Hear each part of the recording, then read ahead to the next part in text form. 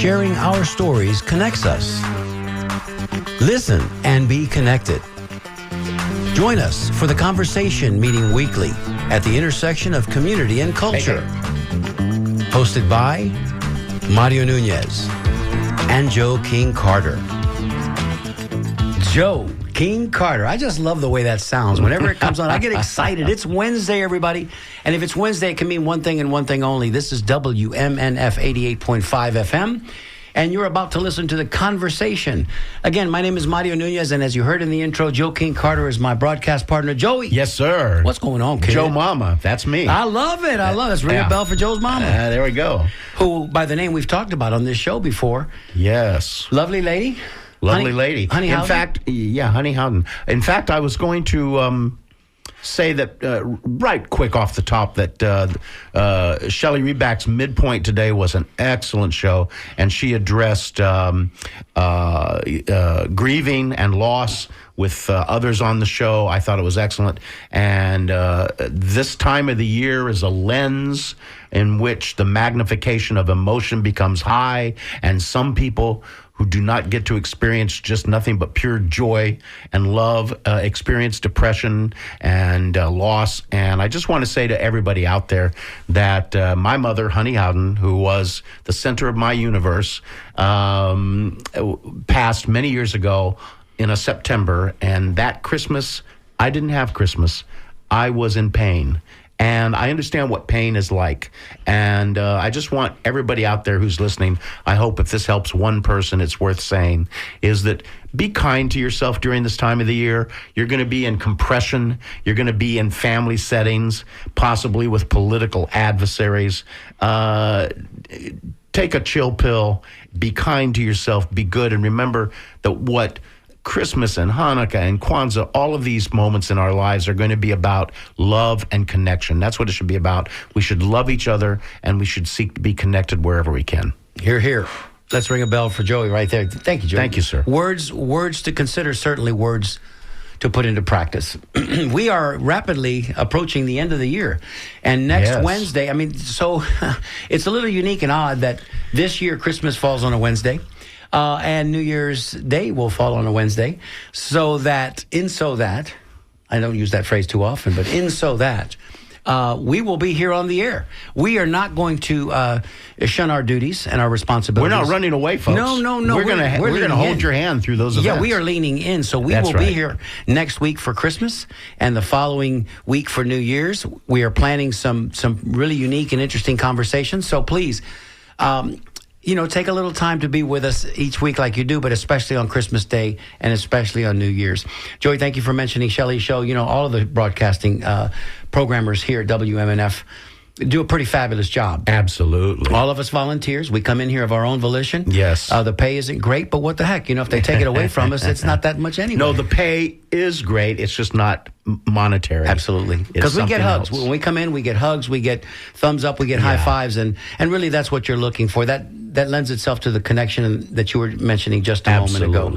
So thank you to all of our listeners. As always, thank you for those that tune in on Facebook to kind of watch us here on Facebook.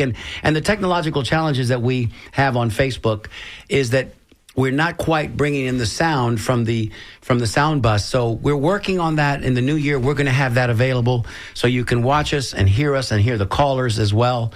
We know the challenges that we're facing. Joey?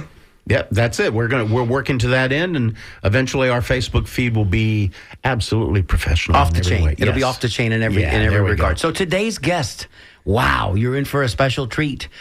We've known each other now for a little bit, Eddie, over a year, because we met through the Commodore Theater Group, who we've had Justin and Kelly on here with us before. Yes, indeed. And both of them are wonderful human beings, as is our guest today. So let us introduce you now to a young man, and I say young man because he is. He's 40-ish. He'll tell you that.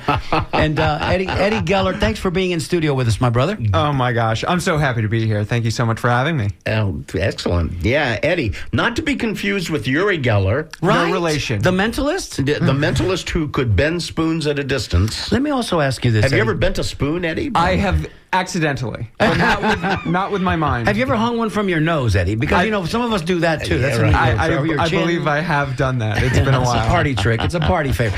So, have you, by any chance, off topic, Eddie, I mentioned the word mentalist. Mm-hmm. There is a mentalist presently going around and entertaining all of us, from players in the NFL to movie stars to just everybody that he can stand in front of. I believe he's got a show in Vegas as well. His name is Oz the Mentalist. And if you've not, OZ, and if you've not seen any of his work, it is super impressive. He does things, of course, I don't know how he does them, but they're those kinds. It's not sleight of hand. It's not those kinds of tricks. It's the kind of trick where, he asks a room full of NFL players to pick a number and do this and that and the other, and then he reveals inside of an orange that he's got in his pocket that card with those names. I don't even know how that works. But anyway, I digress. Yeah, there we go. Eddie G. Eddie. Yes. So Eddie, let's start in the very beginning. Where did you grow up? I grew up in Clearwater. So I was born in Long Island, New York, but my family moved down to Florida when I was 1.5 and moved to the house I grew up in Clearwater when I was about 4 years old. Okay, so we're going to count you as a native. Yeah, I think that counts. I think so too. Yeah. A year and a half? Year and a you half. have no frame of reference from Long Island? None. It's all right here, Florida native. That's right. All Florida, baby. If you remember the first time you crossed the bridge, we'll give you bonus points for that, Eddie. I'm just going to say. You weren't born in Tampa, but you got here as soon as you could. So how did that, what brought your family here, and how did that those early days go for you? Well, my dad came down here for work, and my earliest memories, so I grew up in the countryside area in Clearwater. Remember going to Lila Davis Elementary School, Safety Harbor Middle School, and I know you guys prepared me. We're gonna dig deep, and so I'm already. That's my head is already preparing to dig deep. Very granular. Very granular. We want to get down to the. What was your favorite lunch at your elementary? No. I mean we won't go that far. I love those fried chicken sandwiches. I mean, so unhealthy. And the sourdough buns. See, when we're a little bit older, Eddie. So they made the bread buns. Those buns, they made them the lunchroom ladies made those every day. And they were yeast rolls, and they were incredible because you could smell them, from first period on. By the way, ahead, Can you tell I'm hungry, Eddie? Can you tell I haven't had breakfast? Do you want a cookie? Thank you. Did you have blondies? Well, we should talk about blondies. No. I'm talking about a food. Oh, I'm sorry. I digress. They made, we have brownies. Yes. They made a vanilla version of brownies called Blondies. That was in Bradenton. Of course they made those in Bradenton. Yes, because you had a lot of blondies in Bradenton. Yeah. Eddie, take it from there, Eddie. I do love blondies as well. So you know what they are? Yeah. Oh, my goodness. For sure. No, but my defining memory of being a child, and I had a lot of lovely memories as a kid in Clearwater, Florida. I was, and there's not that there's anything wrong with this, I was the fat kid. And so that was sort of my definitional. I so relate, Eddie. I so relate. And again, I think as an adult, I certainly whatever body people are in, great, but as a kid, made me this outsider. A little self-conscious. Self-conscious. And, I've realized, and I've thought a lot about it, I wasn't someone who was necessarily picked on a ton. I certainly was, heard, mean names now and again. But you just become a non-entity. I found my existence to be as a kid, and so I'm sure we're gonna talk a lot about comedy, but I think that is the centerpiece of my comedic existence. You used the phrase, not that there's anything wrong with that. Everybody can recognize that Jerry Seinfeld. Yeah, of course. So there's anything wrong with that. But as it relates to your early life, being heavy, portly, chubby, big size when you're a little kid, Husky, remember that? Heard Joe? that all day. Big boned. There was a clothing. There was a style. It was a style. Yeah, there were pants called Husky pants. Correct. So if you were a big child, they're right away out the box. Things start to happen to you that can either make or break you, right? Because if you're the last one picked for the kickball team, or whatever it is that maybe you don't get to sit at the. I'm using air quotes for those of you watching at home. Yeah. The cool kids table, that kind of stuff. Whatever that is. So either you're going to retreat into your, your safe place, or you're going to come out and say, you know what, I'm going to use this. Yeah. I'm going to beat you about the head and shoulders with it. I'm sure Jackie Gleason, who was always a big kid, you know what I mean? He didn't shy away from it. So, yeah, continue. So, explain a little bit how you see that's at the center of why you eventually became a performer. Well, I think it's, you want to be, and again, to use a phrase that I think will be, I might use again and again, is to be seen, you know, to, you know, when I don't want to be known as the fat kid. So if I make jokes and people think I'm funny, you know, then I'm the funny kid first. You know? Yeah. And so that is a thing that as a child, and even before I think I even realized it, I was making jokes in class and, you know, trying to make my classmates laugh. And my parents have even told me, like, teachers, they would go back and say, oh, Eddie was, like, so funny. And, like, I don't even remember, like, in maybe elementary school, like, sort of making jokes, but I think it was a thing that I did from a young age. And I'm Jewish, so it's in our DNA. It's in the DNA. Let's ring a bell for the Borscht Belt comedians, you know, of the early years, the Shecky Greens, you know what I mean, the Jackie Masons. Well, it's a tradition of processing pain. There you go. In Jewish culture, I think, to have humor, and I think that's very common. And so, but let me ask you this: you are today a person who is not at all heavy, if not maybe even thin. Yeah.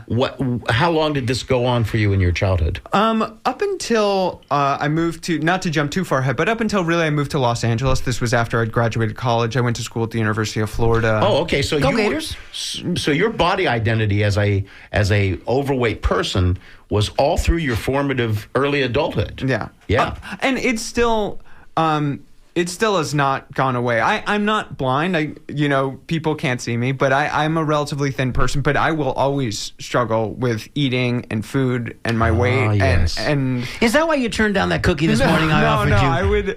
I would. Come on, Eddie. No.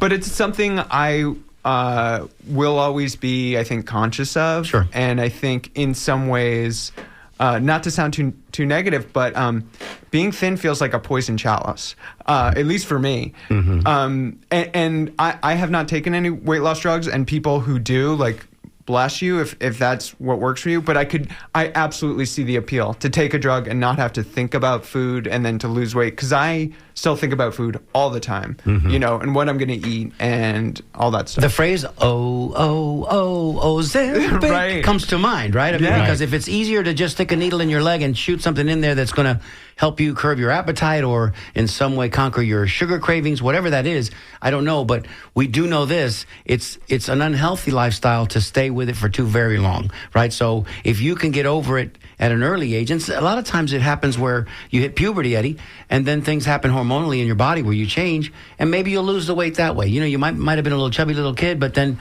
you know, or you discover the gym, or you discover the opposite sex, whatever the motivation is, you kind of get to a point where you're happy. So you went all through your high school years, even through college? Oh, yeah. Well, and I can't see that, Eddie. I'm looking at you. I'll send you some pictures. Please do.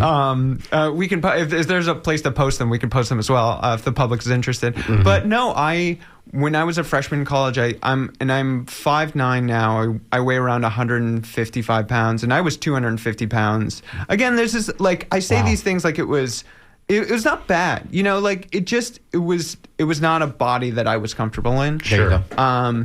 And so, you know, I've tried many different diets and ate a lot of different ways. And I think I have at this point come to some peace with how I eat, but it does require me to think about it all the time. Yeah, you can never certainly let go and say, I'm not going to deal with this anymore.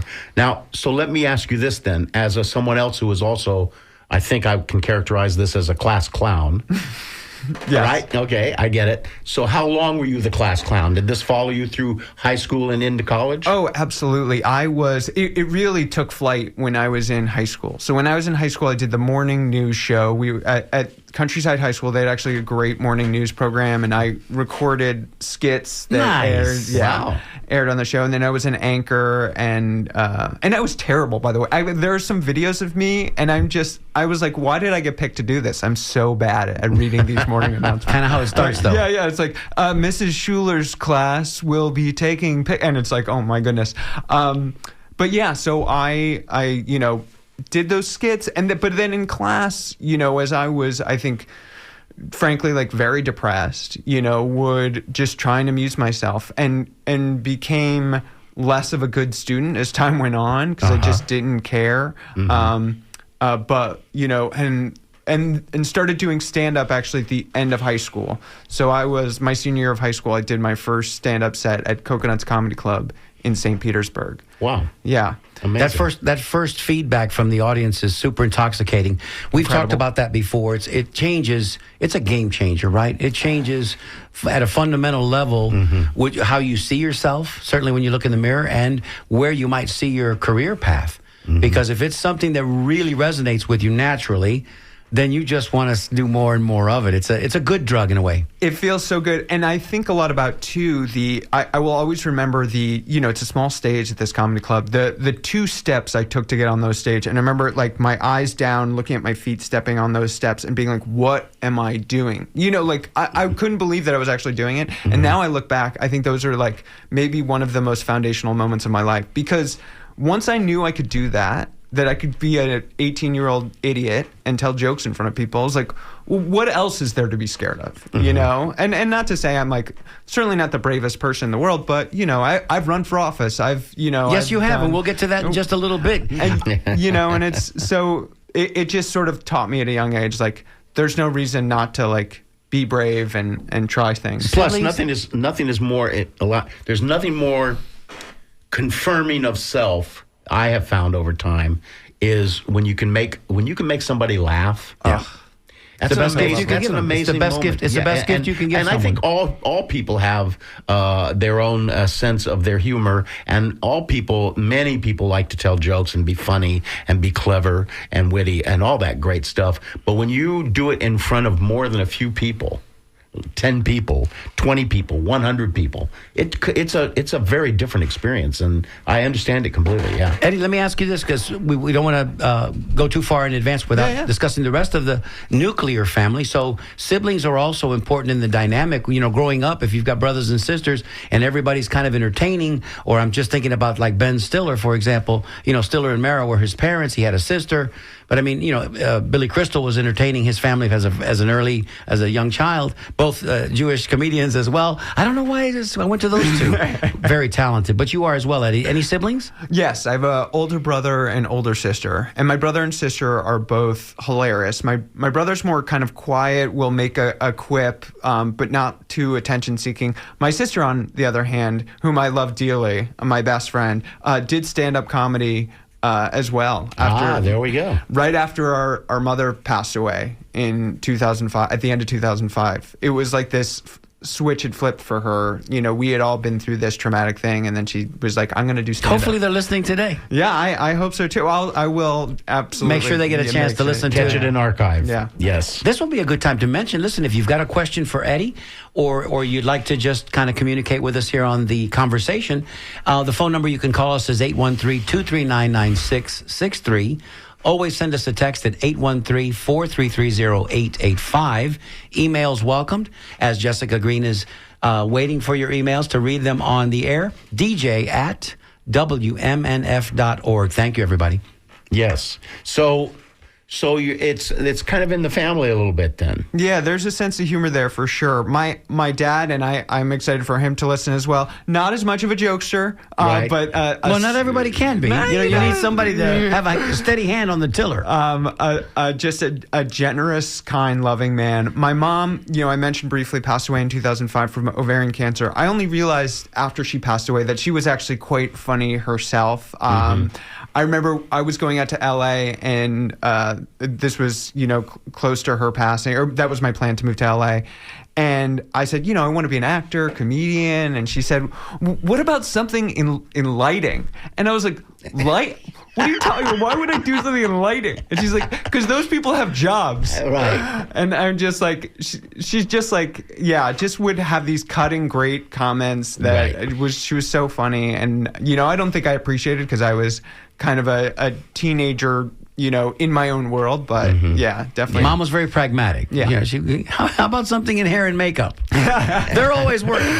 Craft service. Yeah, there you go. Yeah, there you go. Right. So now, so you end up at at Coconuts. Yes. And how long did that experience continue? So that was towards the end of high school. So I went back for a few more open mic nights, towards the end of my high school career. And I think, and from a young age, I wanted to be on Saturday Night Live. That had been... Come on, that's the gold standard. That was the... 50 years this year, right now. Yeah. And so I then graduated, went to the University of Florida, and when I got there, someone had told me, oh, there's an improv comedy class. And I had never done improv. I hadn't really, I'd done some of the TV, film stuff, but never done anything theater. And I was like, well, I'll take the class. I mean, it sounds like improv comedy. I did stand up. And as soon as I took improv at the University of Florida, I was like, my world exploded. I was just immediately like, these are my people. My tribe. Found your tribe. This is it. And I still, I would still do some stand-up even when I went out to LA, but discovering improv comedy and Theater Strike Force at the University of Florida, I just fell so in love with it, and the collaborative, spontaneity of it all. Spontaneity, is incredible. So let's drill down a little bit into that, because now when we had Justin and Kelly on here, we talked about this a little bit, and I'm kind of intrigued by this. They said almost identically the same words you just said, and what I find interesting is that there must be something happening, and Kelly really sort of unearthed this in an emotional way.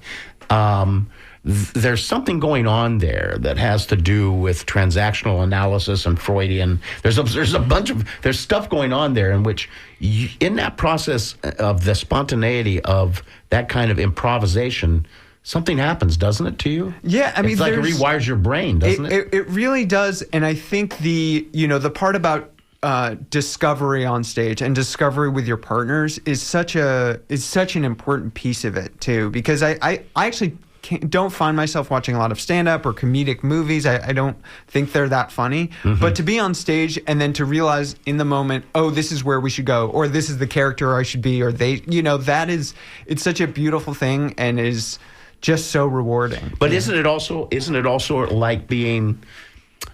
So here you are, you're this overweight kid, you want to be seen. Yeah. I so relate to that. Yeah. Then you're on stage in which you have no guard up, no defense, no wall. Somebody says to you, and what did you do with the raspberries? And you got to go, right? Isn't it kind of like being naked? I never... Aren't you really exposed in a way? It's funny. And we obviously all experience our own arts and in our own way. I actually never felt that from improv. I never feel naked on stage when I'm doing improv. I'm, not that I don't get nervous and don't have that moment, but that feeling of nakedness is not something that I actually feel a lot. It's just, it's so... it can be frustrating, and I can feel lost, but it's not quite naked because you're letting it all hang out. I think that we kind of feel the essence of what you're describing to us. Yeah. I don't think Eddie is ever naked or he ever exposes himself on stage. Thank you. But I do want to mention something that Justin said on the show that has resonated with me, and it stayed with me, and I continue to kind of use it as a touchstone, and I go back and I think about it. I want you to comment on it. Yeah. Because he said that the specific kind of improv comedy that you guys do, which is created in the moment, and for anybody that wants to kind of see what it is that we're talking about, because we're talking about it, but to see it is really something special at the Commodore Theater. He said that it takes a couple of things. It takes... And this is why I think that you're never naked on stage, because it takes intellectual fluidity and innate charisma. And if you break both of those down, in my opinion, innate fluidity, or I should say intellectual fluidity, means that you're just witty, bright enough to be able to handle the conversation in that real time, right? Whatever the topic is, we got this. It's intellectual fluidity. And then innate charisma, well, not everybody has that, certainly. And I think you've got both of those in spades, Eddie. So that's why you're never really fully disarmed on stage, because you've always got that with you. So speak to that. I mean, because I thought it was incredible what he said. I think I am very flattered, and I'd like to think I have those things. But so yes, and to take an improvism. I think also it's, and I'm sure they touched on this, it's the deep listening and the focus on both what you're doing and, more importantly, or just as importantly, what your partner's doing, and that's where my mind is always at. And I think one of the things, because I stepped away from improv for a long time, came back to doing it at the Commodore, and when I used to do it, I was like, oh, you get taught you go through all these improv classes, and you're like, oh, this is how you do it. You got to focus on where the status is, and what's the and all these things. And it's like, what is your partner doing? What are you doing? Are you paying attention? Are you paying close attention to that, and can you build off that? And that's maybe a little far afield from what exactly you were talking about. So that's acting.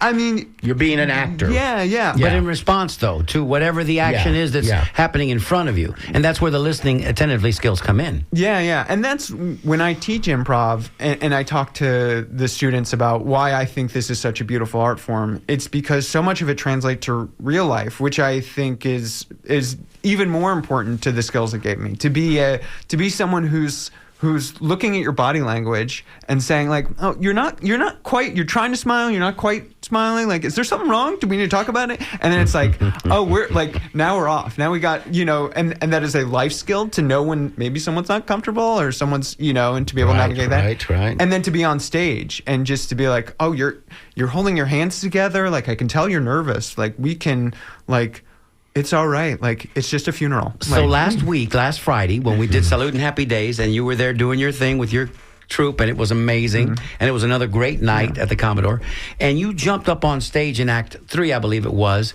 and you laid down on stage. I thought I knew what you were trying to accomplish, but were you hoping that the rest of the group knew you were trying to simulate a pothole? I think they gathered. And that's what you were doing, right? Yeah, of course. Yeah. But I mean, you, without provocation, you jumped up on stage before anybody else got up there, and you laid down in kind of a circular form because the discussion before that was this talking about potholes. Right. I just thought it was brilliant. But if it goes up there, if you do that, and then it falls flat, or they're not quite sure what to make of it, or is he a dead body? Has he had a seizure? What's going on, Eddie? Yeah, you sort of. But your comedy troupe picked up on it. Yeah, you do enough with the same people. You learn that language. Unspoken. That unspoken language. And to your point, we just talked about potholes. Now he's like on the ground doing a circular, like trying to be a circle. Like, he's going to be a pothole. So. Absolutely. So you're not. So let me also ask you this: when you're in that improvisational place, you are in this. You have to be. I'm hearing you say you have to be really in the moment. Yeah. So you're not really thinking about where this is going to go. Right. When I will say that there's a little bit of nuance. When you're off stage, for folks who've never seen a show, and I hope you do come see a show at the Commodore Theater. But a lot of times, we'll have monologists who are telling stories, and when you're on the side, you're not on the stage performing yet. You're listening, but you're also like, oh, there's a character idea, or there's a story. That would be funny. Yeah. So that's to your question. You do have to have, that's a little bit of a skill you develop, like, okay, bank an idea or two. Okay, now I'm focused on listening. And then when I step out onto the stage to perform the character, perform the scene, then I'm not thinking about where it's going. I'm thinking about what is happening, what was just said. And so tell everybody again, just real briefly, what the Armando method is like. You just alluded to it. Go ahead. Yeah, so the Armando is a form in improv comedy where we will have one speaker, one monologist, and they will come on stage. And you can do it a couple different variations, but essentially they come on stage, they tell stories. They get a suggestion of anything in the world, and they just start telling stories from their life, or they start giving an opinion. Answer questions in an interview, give an opinion on something, and they will talk for maybe 5-6 minutes, and then the improvisers, the cast members on the side of the stage, will take those stories, take those opinions, whatever, and turn them into comedic scenes. And it's brilliant the way it happens in real time. So do you ever, I'm always curious about this too, Joe. And Joe and I have had the privilege of being monologists for the Salute and Happy Days show. Great. So thank you for that. So this is just a mutual admiration society over here. So I'm curious, right? Because again, you work with the same comedians, the same improvisational actors, improvisers, pretty frequently. There's a core group of you. Do you guys, because when you jump up on stage and you grab the chair and you put the chair in front of you, and then one of your troupe members jumps up there with you, they don't necessarily know where you're going right away. Do you guys ever make eye contact with each other and go, let's do that one? Or like wink at Liz and say, follow me. Jump up there with me. Let's do this because I know you're going to be good at this with whatever I'm about to do. Sometimes you will point at someone that can be just a sign that you want them specifically. Got you. Or because either you just want their vibe, or to your point, they'll get you, or maybe they had done a particular character earlier in the show, and so you want to bring that character back. And so that's how you work the magic. Because just like any good stand-up, Joe, and we've all seen incredible stand-up comedians that go for 45 minutes to an hour. Right. They'll usually tie in what they did in the first 15 minutes in the back end, and that's the brilliance of comedy. You know what I mean? You're telling a long story with punctuations, but when you can bring it back in and go, oh, that's the key. Yeah. Well, the intriguing part of this is collaboration for me. For me personally, if I'm performing, I conduct history tours in Ybor City, and basically I do a one-man show. That's what I'm really doing. It's a performance of sorts. And I'm completely comfortable with how all that goes down. But collaborations are partnerships, and some people are not good at partnerships, by the way. We know that. And we know. I've done things, that was a mistake. But this process is the collaboration is live, on the spot, happening right in front of you, and that fascinates me. Yeah, it can be really magic, and to your point, it can also absolutely fall on its face. Yes, and that's another kind of wonderful part of it. I wonder, and occasionally it fails, and you get to see that. And see how the actors handle it. I wonder sometimes when. They talk about the fourth wall. I wonder when some of you guys will look at each other and go, "Is that what we're doing here? Are we doing? Is that where you're going with this?" Because I know listening. Okay, that's him being real, talking to his fellow actor. I don't understand where you're going with this. And you guys do it in a way that has a plum. It's not embarrassing. It's just like, okay, do we tack away from this now and go somewhere else? Does that happen for real? Oh, absolutely. And hopefully when you're playing with folks that you've done a lot of improv with, nobody gets their feelings hurt. Nobody gets their feelings hurt, and it doesn't happen that much. But sometimes, you're just like, where I have no idea where you wanted with this. And part of, you're talking about the secret languages, you kind of assume someone has an idea. And so when you're you're like giving them this deference, okay, what's your idea? And then you have no idea, they're trying to communicate it, and you're like, I don't understand what your idea is, but I want to do it. And and then you just end up, everyone almost is too polite, and that can end up falling in your face. This past week, you were particularly randy, particularly raunchy, particularly adult in your language usage, and I thought it was delicious. Oh, there we go, folks. Because typically it's not. Come down and get some randy at the Commodore. But it was NC-17 all the way, and I thought it was hilarious because we hadn't, that was kind of a departure a little bit, but it was like right there in your face, like, what the are you talking about? Yeah. It was great. Let me do a station ID. We'll come back on the other side and complete the conversation with Eddie Geller, our guest today. Hey, this is Sam from the Wednesday Morning Show. You're listening to The Conversation with Mario Nunez and Joe King Carter on WMNF 88.5 FM. And let me give you that number again. It's 813-239-9663. You can send us a text always, 813-433-0885. And emails are welcomed always, dj@wmnf.org. And we've got operators. In this case, it's Jessica Green. Yes. She's standing by and ready to read your email. And thank you, Sam. Love you, Sam. Sam was great last week. She was. Sam was great last week. So if we had Sam and Eddie on the same show, we wouldn't get in a word edgewise. Brother, I'm just telling you right now. Yeah, that's probably true. Did you have another question for Eddie? Well, the other thing that I enjoy doing, I will tell people this up front, is that when I have gone to those Salute and Happy Days, I hear the monologist stories. They go off. You guys pop up, and I think to myself, I wonder if they're going to talk about I wonder if they're going to do something on the green peas. Because I'm actually trying to anticipate. You're listening too. Yeah, you're listening, anticipating. Oh, I'm listening too. Yeah.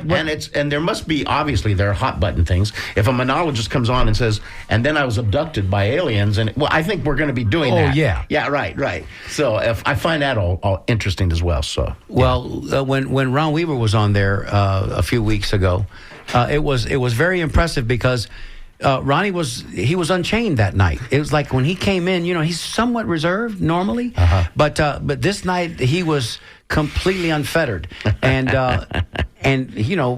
it was funny because Justin was interviewing him, and Justin sat him down. Everybody, this is Ron Weaver, and he asked a simple question like, Ron, well, how long have you been in Tampa? Ron did 20 minutes. And then at that point, I looked at Kelly and I said, oh, Kelly, what are you going to do with this now? What's happening here? You know, it's too much. It's like drinking out of the proverbial fire hose, you know. So you got to really, if you're the monologist or the person being interviewed, you want to give them short little sound bites, right. Be entertaining, be brief, be bright, and be gone so that the actors can get on there and do their stuff so it doesn't get buried. That was a fun night, though, wasn't it? That was a lot of fun. Ron brought props. He had a hat. He had a sign. I think we were all on the side of the stage trying to figure out what the heck we were going to do. What do we have here? What do we have? It was, you know, but we made it work, and that was a really fun show. And it was well attended. I mean, there were a lot of folks there that night. Hey, is there anything that you haven't done yet, Eddie, that you're looking forward to doing? Let's kind of broaden the lens out a little bit and see what's in the future for Eddie. Well,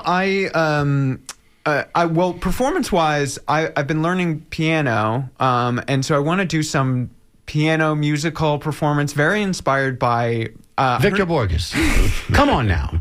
Should we ring a bell for him? He was great, was he not? Eddie, you know that reference? No, I don't know that reference. You got to look it up. No, it's I got to look up Victor. I actually, from a few years ago, Bo Burnham, the comedian's special on Netflix, Inside. If you haven't had a chance to check it out, just an incredible meditation on being locked up during COVID, and also a lot of self-flagellation. I don't know. It's just brilliant. So I'm learning piano. Something I want to do for performing. But another thing that is bittersweet to share is I'm only in Tampa for another month and a half. I'm actually moving to Orlando at the end of January. Oh no!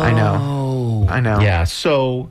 I feigned that disappointment, Eddie, because I knew that. I know, but it still hurts. It still does. It does. The realization of you not being that close to us. But I think Orlando's not that far away. And Eddie, I think an Eddie Geller is the kind of a person that will rise to the occasion no matter where he'll come back. Yeah. Well, no, he doesn't have to come back.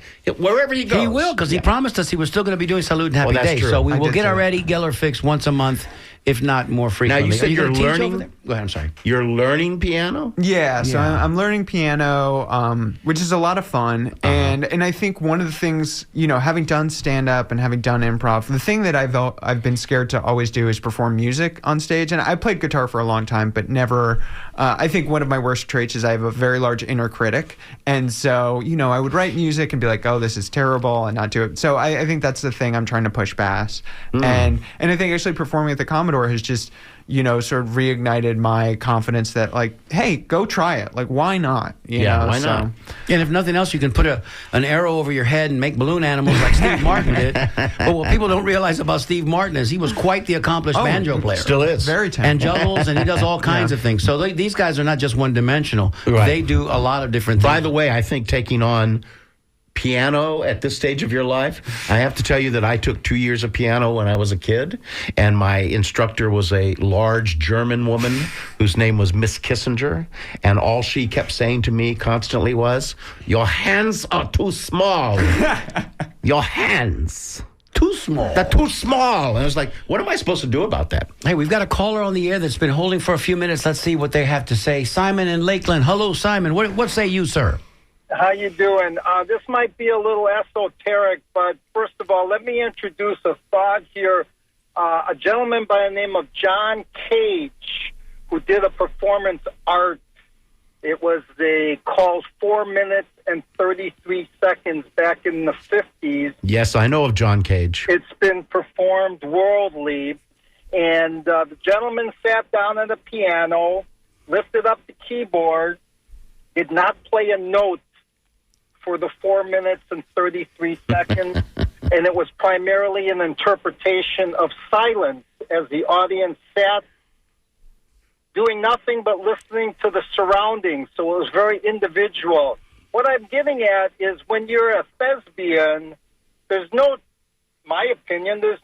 true art form within the character, because you have the stereotypic interpretation of what the director or what the thespian thinks should be portrayed in that particular role. How do you remove that? How do you become absolute so that you can then touch more people?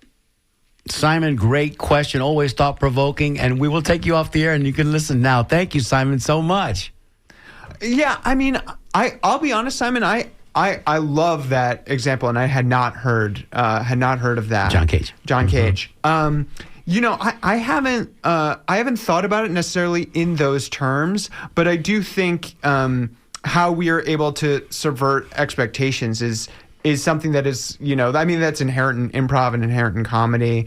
But I also have a lot of a desire to like perform the expectations as best as possible, as laid out by the form. And I'm very interested, not that, you know, 4-minute 33 silent piece in front of a piano is not very well thought out and has something to say. Mm-hmm. I'm really interested in, can I put together a chord structure that is catchy and powerful and interesting lyrics? So I think personally, I'm very interested in how to make the form work and how to make it, no pun intended, sing.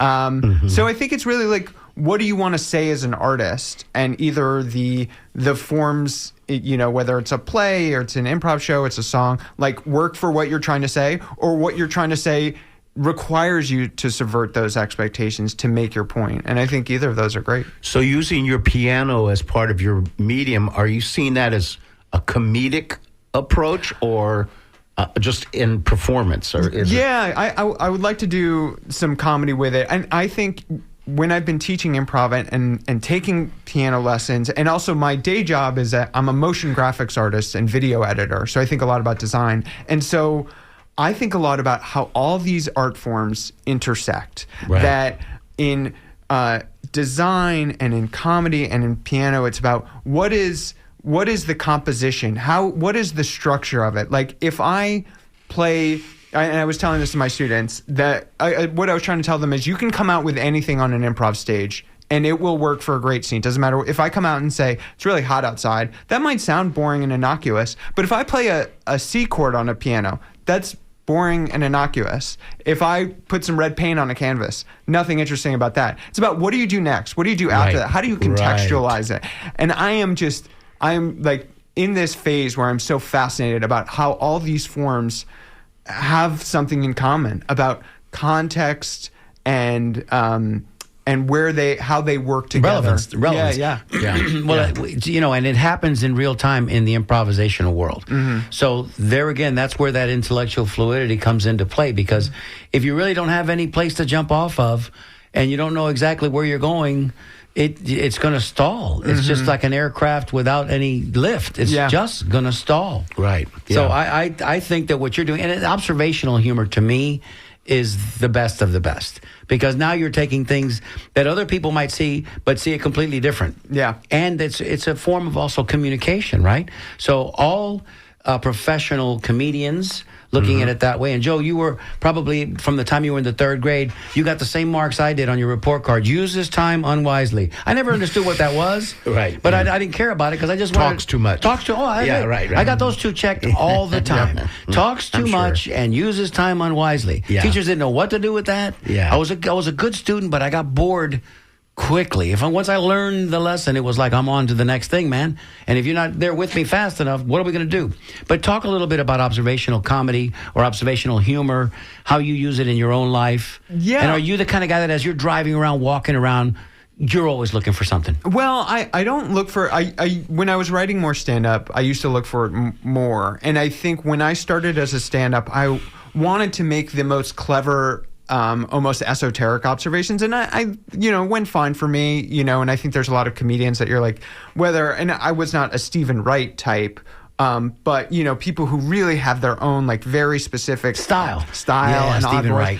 And I think I am more interested these days in kind of what you're saying is making observations that are more broadly relatable. I think when universal. More universal. I think when I was younger, I was very much narrow casting, which there's nothing wrong with that. But I think just as I've gotten older, I'm more interested in like, how do I bring more of the audience into these observations. Broaden your base. Right. That comes with age, I think, Eddie. That comes with experience. I was just going to say, welcome to the aging process. Yeah, brother. We see the little gray in your beard, sir. We see the little gray there. As you become older and older, everything becomes more universal. Yeah. You realize that the entire human experience is We're all one big experience. Absolutely. Yeah. So, Eddie, when you were in L.A., I want to jump back to L.A., the L.A. scene for a minute. You went out there to, I guess, be discovered and have the L.A. experience. What brought you back home, and was it fulfilling, unfulfilling? Do you ever see yourself going back to LA? Well, I don't think I'll go back to LA to move there. I had a great time. I was there from 2006 to 2012. Auditioned for a lot of things. Very, very happy to have been in a few commercials. Had a line in a movie. Got my what movie, Eddie? Come on. It's called For a Good Time Call. All right. So I have SAG eligible. A SAG. Eddie was. Yeah. Well, a SAG member. I mean, I had to pay my dues. Beautiful. So beautiful. Very expensive. It was like $2,500. That's why you got to keep working to pay those dues. Right. Exactly. Yeah. So I was very proud of myself to get my union card and to work, and that's a great feeling to work as an actor. But I, over time, became less and less interested in being a performer, and this was. Barack Obama had been elected, but Republicans had taken over Congress. I just become, and from a young age, I had been sort of radicalized by punk rock and wanted to change the world. And I still really want to change the world. Right. But I became less interested in being a performer and fell into the world of activism at around 2011 and got to meet different people who were working on different things and found that I could essentially just produce, to get very specific, produce videos. I worked with this activist organization that was fighting the AT&T T-Mobile merger in 2011. And I said, which is obviously very wonky and technical. And I said, why don't I produce some videos out here in LA for you? Some comedic parody videos, because there were these T-Mobile ads going on at the time, this woman in a pink dress. And so we did some parody videos. They got a lot of attention, got written up, and I realized this is a way for me to merge what I already have a talent in, creativity and video production, and also get to work on things I care about. And so that took me out of Los Angeles. I was in New York, and I can attest that it's a quite a heady experience and a fun moment when you get your SAG card, because in '94 I did just enough work to qualify, so that it was a thing. Got your insurance and everything, got your insurance. But I didn't want to tack away too far from the fact that you mentioned something earlier, and I can hear Tito Rossetti yelling at his radio right now, saying, "Mario, ask him about running for office. Ask him about running for office," because you mentioned that you had to go with that. It segues into what you were just talking about, your political activism. So yeah, absolutely. So I, once I'd gotten into this activism world, I had thought about going back to Florida, and running for something had been in the back of my mind. Your home state, your beloved home state. And I think going from, I as we've talked about, a little younger than you guys, but I remember Lawton Childs, Walking Lawton, and this Florida that I remembered that was, this beautiful, diverse place. I mean, and it still is. But then, we got Jeb Bush and then Rick Scott, and I was just like, what is happening here? And wanted to go back and make a change. And I had worked at the Democratic National Committee. I was there in 2016. My emails were hacked by Russia. Russia, if you're listening, Eddie G's a funny guy. There's a particular claim. My emails were hacked by Russia. Yeah. I actually once... I had told my girlfriend at the time that my emails were hacked, and she complained that my emails were boring, which I thought was a little bit hurtful, but I soldiered on. But yeah, so had decided after the 2020 election, after January 6th, that I wanted to come back and I wanted to fight for democracy and fight to turn Florida blue, and so decided to run for Congress in the 15th district. Quite a step, young man. Wow. Quite a step. We usually you start, at city council, county commission. You climb that ladder. Yeah. You know what? But not Eddie. Not Eddie. Well, here's the thing. It was funny. I was running at the same time as Maxwell Frost over in Orlando. Who was great. Maxwell. Do you know him personally, Eddie? Yeah, Maxwell. Oh, come on. A great guy. Well, tremendous. I was introduced to Maxwell by a mutual friend, and we were both getting started at the time, and he was just so wonderful But it was funny, like we were, kind of progressive candidates, 2 younger candidates on different sides of the state. And he obviously, he took off like a rocket. I, alas, did not win my primary, but because I do have those voices of like city council, and I would be honored to serve at any level, truly, and we'll see where the future brings. But I think to be bold and to be brave and to say we need younger and different voices in Congress, I think is still a great thing. And so, it didn't go the way I wanted, but I'm glad it happened for Maxwell, and I'm glad more young folks are running for office. So it begs the question, Joe. It begs the question before we let Eddie off the air. Eddie, can you help us get Maxwell, Representative Maxwell here? I would. Can you help us? Can you help us? Absolutely. Because he's really fabulous, and we really would like to speak to him. He's wonderful. I would love to put in a good. And maybe you could come back with him, so that way it's we can have a roundtable discussion, the 4 of us. There you go. I'd be honored. I think that would be tremendous. So again, you emceed the Kennedy King dinner this past September, and you were spectacular, Eddie. Remember, I sought you out that night. That was so sweet of you. But you were funny, man. You were good. Thank you. I did that one year, and I thought I was okay. I'll never do it again. I said, just get Eddie. Wherever he's at, fly him in. Let him be the MC of the show, because you had us really inspired that night. Oh, thank you. And as far as, I have another note here to myself, physical comedy. I don't know why I'm jumping back and forth, but Eddie, I hasten to guess you wouldn't have been able to do some of the things you're doing now, laying on the floor, doing the things you do in your improv comedy, had you been the old Eddie. Well, now that you're the new Eddie, come on. Well, here, do you stretch before you go on stage? Well, I should stretch. Yes, you should. But I don't want to diminish the fact that people in bigger bodies can do amazing things and can be quite athletic and quite nimble. And there's Paul Blart, the mall cop. Should we talk about that? King of Queens? I don't think I ever saw that one, but I King do of Queens, remember the TV show. I do remember. But sorry, and I was just gonna say, and I apologize.